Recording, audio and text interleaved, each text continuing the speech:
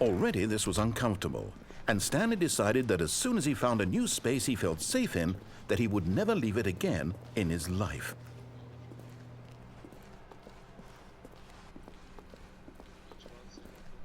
When Stanley came to a set of 2 open doors, this was not the correct way to the meeting room, and Stanley knew it perfectly well. Perhaps he wanted to stop by the employee lounge first, just to admire it. Stanley felt lightheaded, butterflies in his stomach, but eager to get back to business, Stanley took the first open door on his left. Stanley was so bad at following directions, it's incredible he wasn't fired years ago. Look, Stanley, I think perhaps we've gotten off on the wrong foot here. I'm not your enemy, really, I'm not.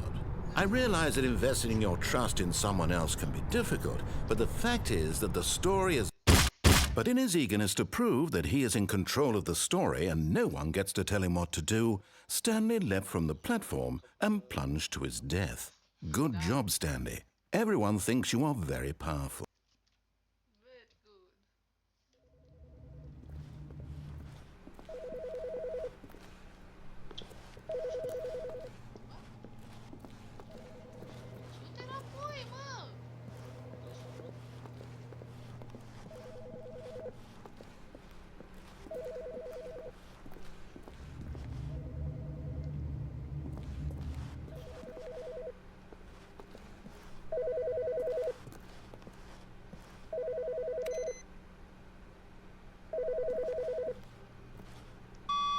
Good morning. Thank you for contacting the Future Happiness Foundation. We are confirming your shipment of 1,327 cardboard boxes to your place of work. Can you verify that this is correct? Excellent. Your order will arrive shortly. Thank you again for contacting the Future Happiness Foundation.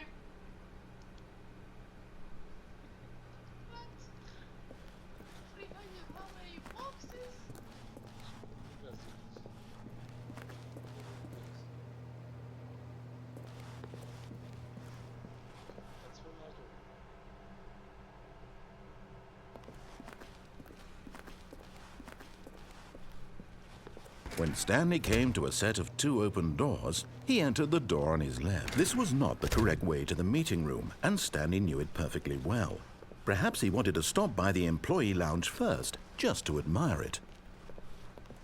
The lounge was grand, majestic, perhaps too, but eager to get back to business, Stanley took the first open door on his left. Stanley was so bad at following directions, it's incredible he wasn't fired years ago. Look, Stanley, I think perhaps we've gotten off on the wrong foot here. I'm not your enemy, really, I'm not. I realize that investing your trust in someone else can be difficult, but the fact is that the What? Really? I was in the middle of something. Do you have zero consideration for others? Are you that convinced that I want something bad to happen to you? Why, I don't know how to convince you of this, but I really do want to help you, to show you something beautiful. Look, let me prove it. Let me prove that I'm on your side. Give me a chance.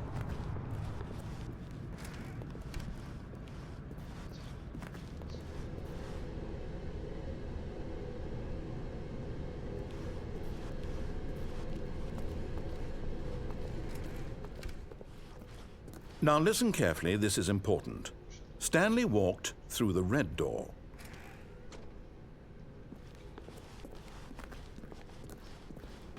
Oh, thank God you are willing to listen to me. Do you see that I really have wanted you to be happy all this time? The problem is all these choices. The 2 of us always trying to get somewhere that isn't here. Running and running and running, just the way you're doing right now. Don't you see that it's killing us, Stanley? I wanted to stop. We would both be so much happier if we just stopped. And I think I have a solution. Here, let me show you.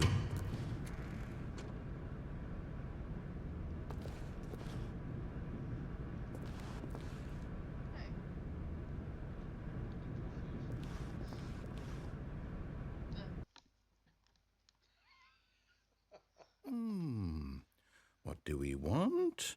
What are we looking for?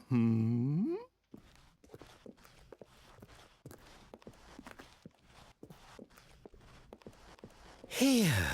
Yes. Oh, it's beautiful, isn't it? If we just stay right here, right in this moment with this place, Stanley, I think I feel happy. I actually feel happy.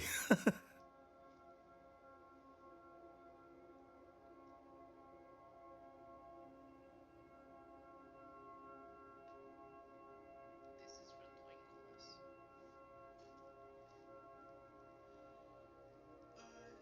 Where's the office was?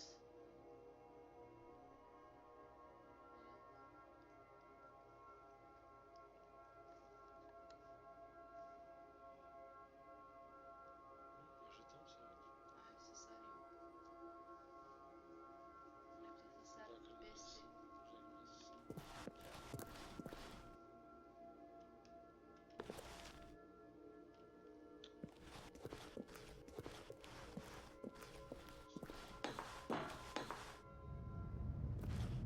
No, wait. Where are you going?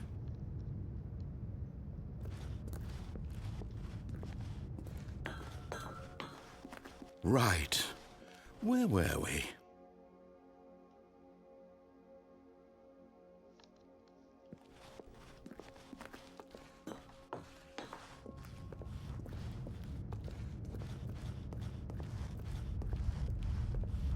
Oh no! Stay away from those stairs. If you hurt yourself, if you die, the game will reset. We'll lose all of this.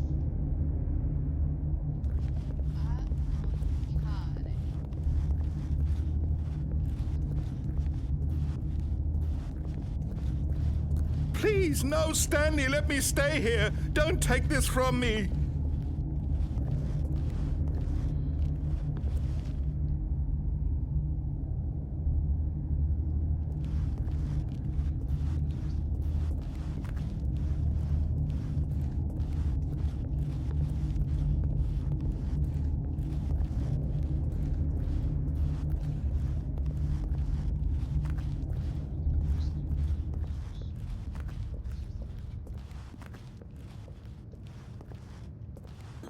Good, good. We can't be too safe. Promise me you won't go back there. Just stay here.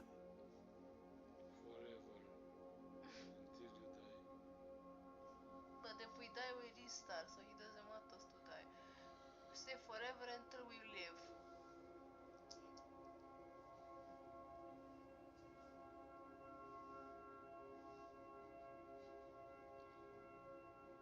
Ce vroz, mă, bu.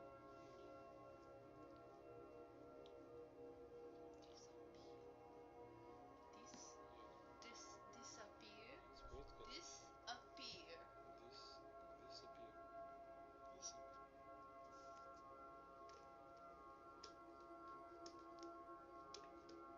Poate începe din nou cu culorile, e clar. Nu mai are gaz. Nici problemă, pot să-i aduc eu gaz.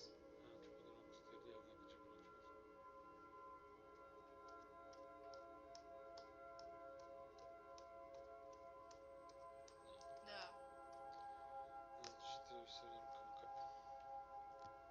Sorry, not sorry.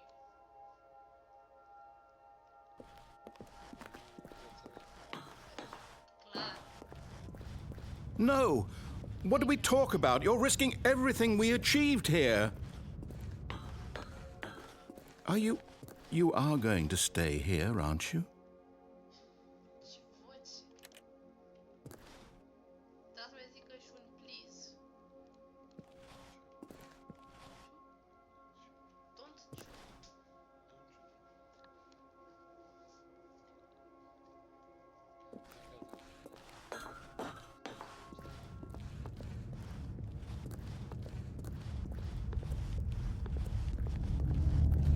You heard me before, didn't you? You will die! What about this isn't getting through to you?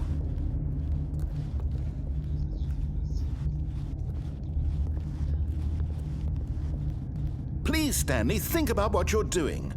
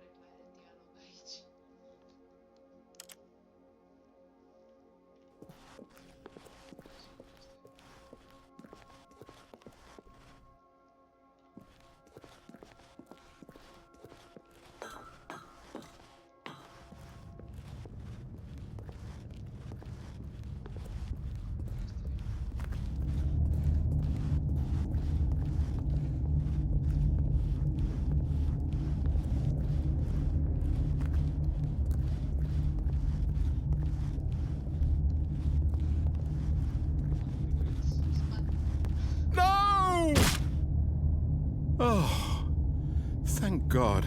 Okay. You lived. You had me worried there for a moment. Now, can we please get back to the other room? There. See? This is what you want. This is where we can both be happy. We really can. If we stop moving, we just have to stop moving. What? If we stop eating, we just have to eat. If you have to eat, just stop eating.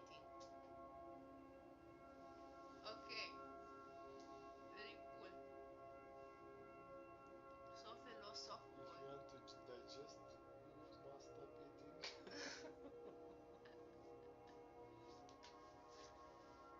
Hi, input. Another one, thank you. Stanley, go back. There's nothing good that can come from this. Super job. No. No, no. What do you do? Do you just not believe me? What can I say to convince you?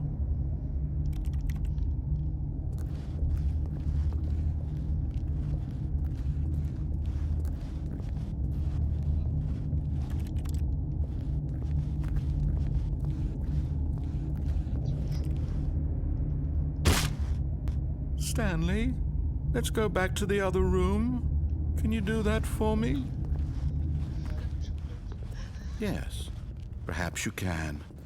Perhaps you finally see what I'm talking about. I know you'll see that we can't be happy if we leave this place. You can see that, can't you? Don't you? Don't you? But he was British. You mean don't you?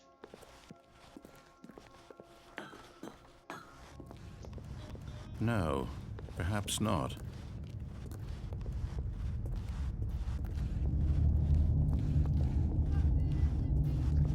My God, is this really how much you dislike my game? That you'll throw yourself from this platform over and over to be rid of it? You are literally willing to kill yourself to keep me from being happy.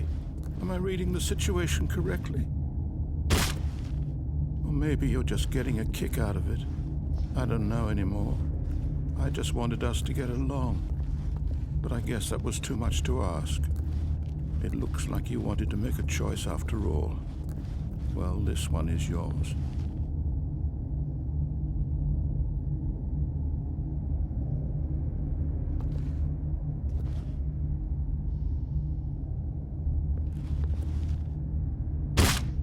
Is it over? It's going to restart, isn't it? I'm going back.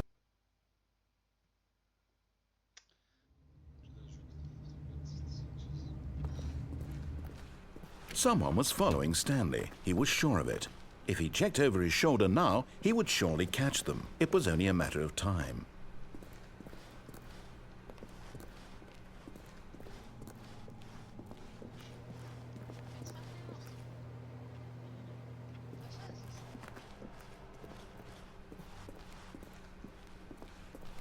When Stanley came to a set of 2 open doors, he entered the door on his left.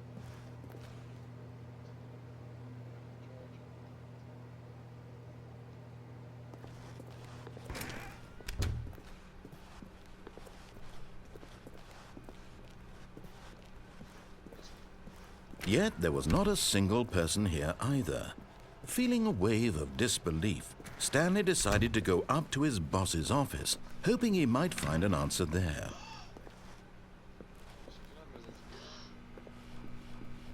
Stanley stepped into the broom closet, but there was nothing here, so he turned around and got back on track.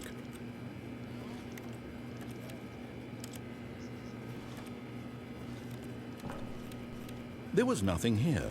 No choice to make, no path to follow, just an empty broom closet. No reason to still be here.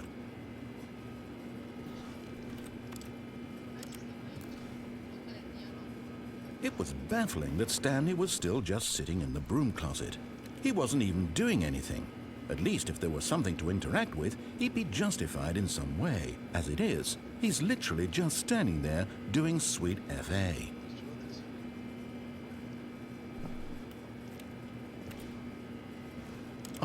Are you really still in the broom closet? Standing around doing nothing? Why? Please offer me some explanation here. I'm genuinely confused.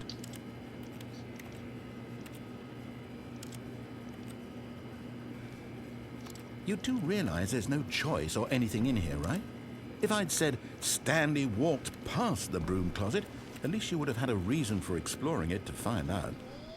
But it didn't even occur to me because literally this closet is of absolutely no significance to the story whatsoever. I never would have thought to mention it.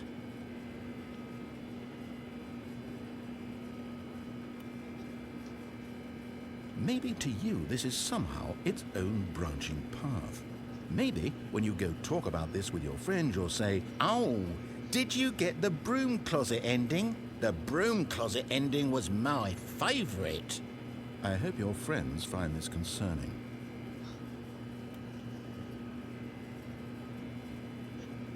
Stanley was fat and ugly and really, really stupid. He probably only got the job because of a family connection. That's how stupid he is. That or with drug money. Also, Stanley is addicted to drugs and hookers.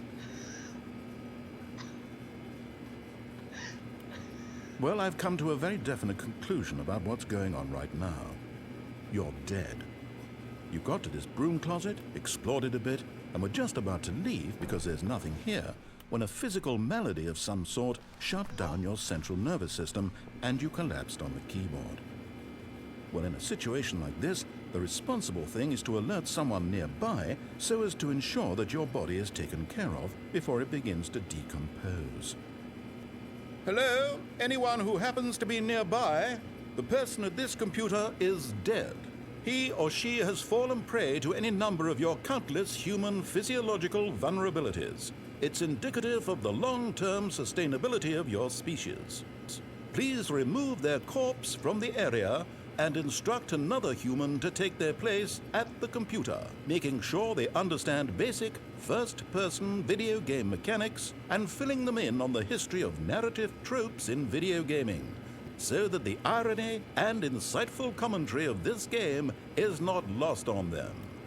All right, when you've done that, just step out into the hallway.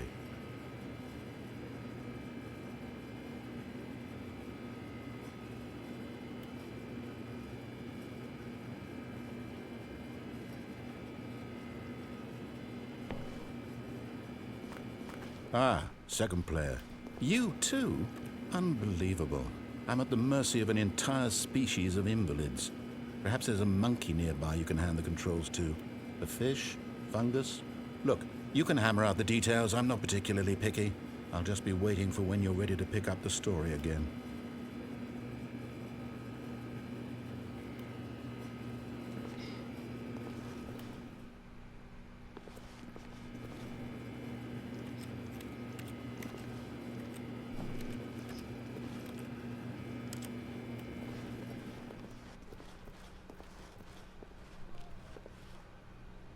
Coming to a staircase, Stanley walked upstairs to his boss's office.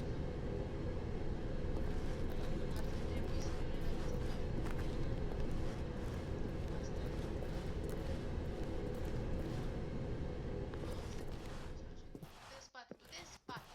Și e sigur că am Du-te. făcut alte chestii. Uită-te în spate. Ce e în spate? Ce butonul ăla?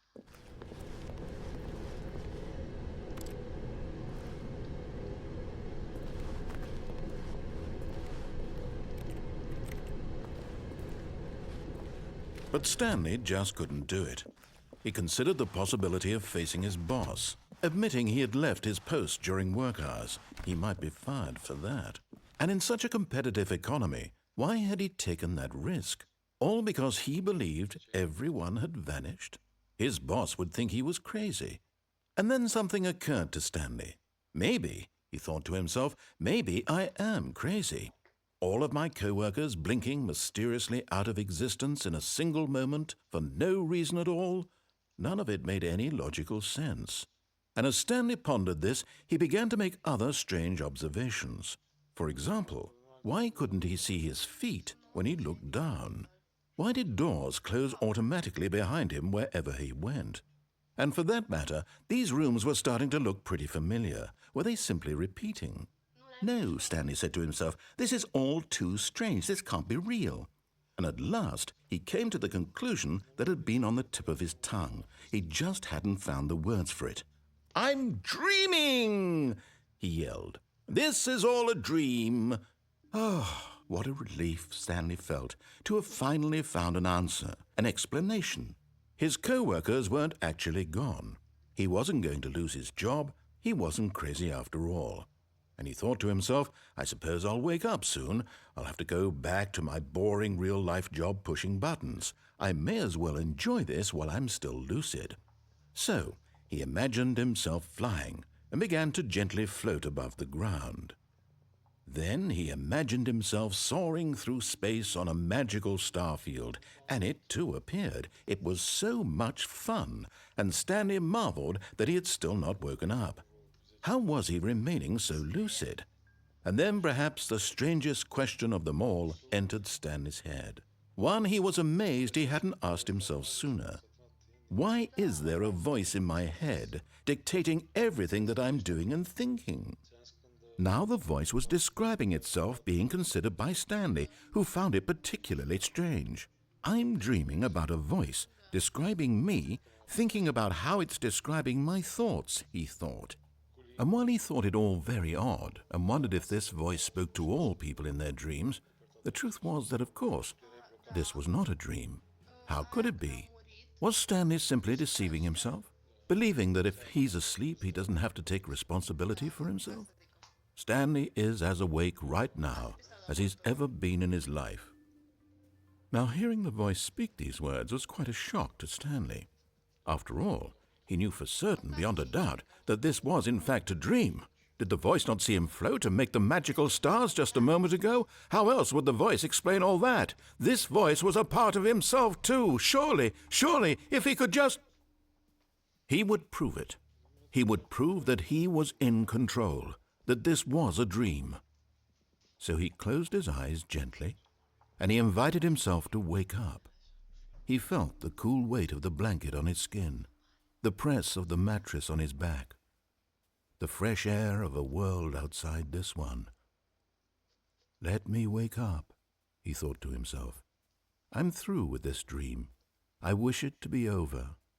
Let me go back to my job. Let me continue pushing the buttons.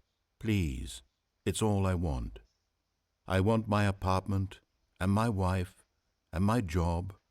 All I want is my life exactly the way it's always been. My life is normal. I am normal. Everything will be fine. I am okay.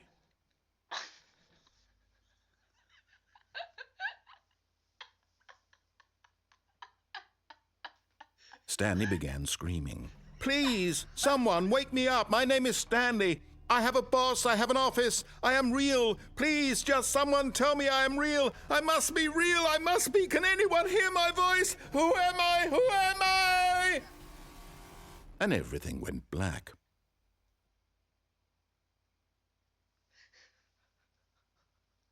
This is the story of a woman named Mariella. Mariella woke up on a day like any other. She arose, got dressed, gathered her belongings, and walked to her place of work. But on this particular day, her walk was interrupted by the body of a man who had stumbled through town talking and screaming to himself, and then collapsed dead on the sidewalk. And although she would soon turn to go call for an ambulance, for just a few brief moments she considered the strange man. He was obviously crazy. This much she knew. Everyone knows what crazy people look like. And in that moment, she thought to herself how lucky she was to be normal. I am sane. I am in control of my mind. I know what is real and what isn't. It was comforting to think this, and in a certain way, seeing this man made her feel better.